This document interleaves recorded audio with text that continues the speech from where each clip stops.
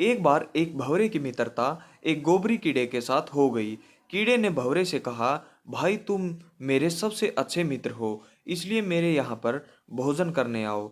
अगले ही दिन जब भंवरा भोजन के लिए अपने बच्चों के साथ तैयार हुआ और गोबरी कीड़े के यहाँ पर भोजन के लिए पहुंचा, तो कीड़ा उनको देखकर बहुत खुश हुआ और सबका आदर करके भोजन परोसा।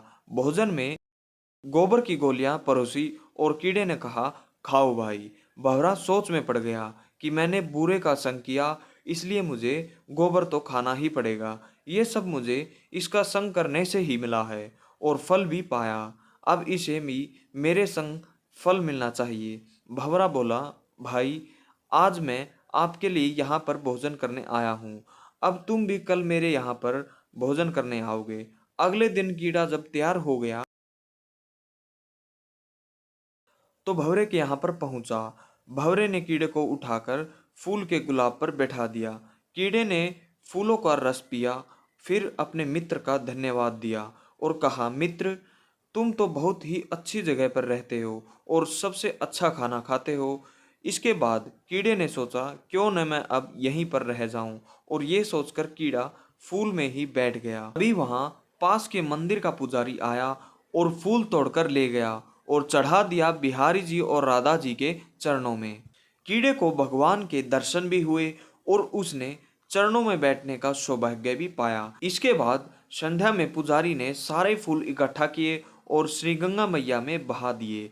कीड़ा गंगा मैया की लहरों पर लहरा रहा था और अपनी किस्मत पर हैरान था कि मैं कितना पुण्य हो गया। इतने में ही भंवरा उठता हुआ कीड़े के पास आया और बोला, हे मित्र, अब बताओ क्या हाल है।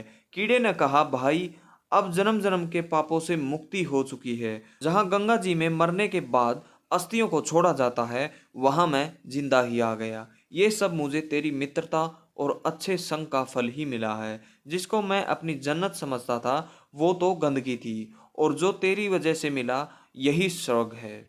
और इसीलिए कहते हैं दोस्तों, संगत से गुण उपजे और संगत से गुण जाए। तो मोरल ऑफ द स्टोरी, आप किसी का भी साथ लेते हो तो उसका असर आप पर जरूर पड़ेगा। वो अच्छा है या बुरा, वो आप पर निर्भर करता है। तो ऐसी ही कुछ मोटिवेशनल और कुछ सीख देने वाली वीडियो आप फ्री में देखना चाहते हैं तो इस चैनल को जल्दी से जल्दी सब्सक्राइब कर लीजिए।